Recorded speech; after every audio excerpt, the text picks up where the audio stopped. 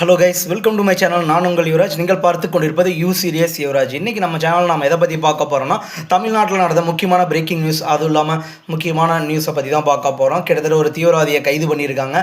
அவர் யாருன்றதை பற்றி டீட்டெயிலாக பார்க்கலாம். +2 மாணவி கொலை வழக்கில் தூத்துக்குடி போலீஸார் என்ன நடவடிக்கை எடுத்திருக்காங்க அதை பற்றி பார்க்க போகிறோம். பயங்கரவாத செயல்களை ஈடுபடக்கூடிய பாலஸ்தீனியர்களுக்கு மரண தண்டனைன்னு சொல்லி ஒரு அப்டேட் வந்திருக்குங்க. அதை பற்றி ஃபுல்லாக டீட்டெயிலாக பார்ப்போம். ஃபர்ஸ்ட் நம்ம எதை பற்றி பார்க்க போகிறோம்னா, லஷ்கர் இ தொய்பாவின் முக்கிய பயங்கரவாதி கைது. திருப்பூரில் 6 பேரோட கைது பண்ணியிருக்காங்க. 6 பேரோட தொடர்பு இருக்கிற மாதிரி சொல்லியிருக்காங்க.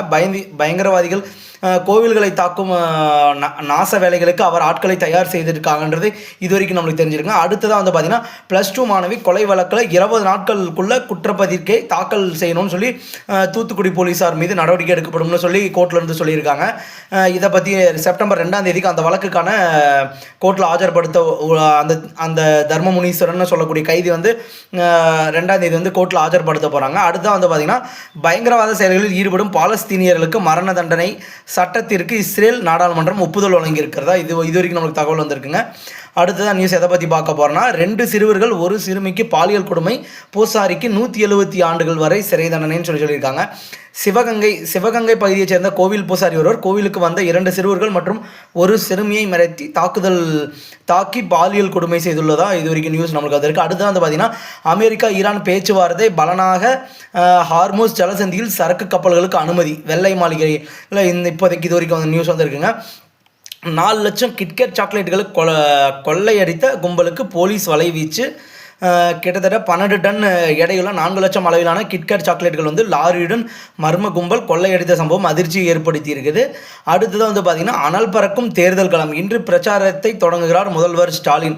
இது இப்போ 1 மணி நேரத்துக்கு முன்னாடி வந்த நியூஸுங்க. திருவாரூர், திருத்துறைப்பூண்டி, நன்னிலம், மன்னார்குடி தொகுதி வேட்பாளர்களை ஆதரித்து இன்று மு.க. ஸ்டாலின் பிரச்சாரம் செய்ய உள்ளார்ன்றது இது வரைக்கும் நியூஸு.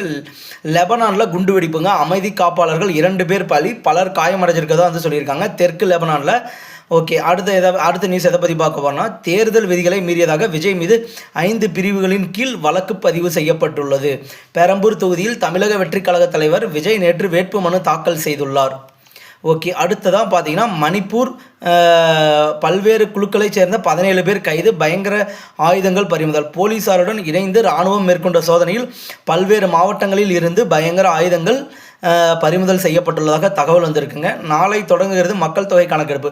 8வது மக்கள் தொகை கணக்கெடுப்பு நாளை தொடங்குகிறது. அடுத்த ஆண்டு மார்ச் மாதம் முடிக்க இலக்கு நிர்ணயிக்கப்பட்டுள்ளது. தூத்துக்குடியில் 1.1 கிலோ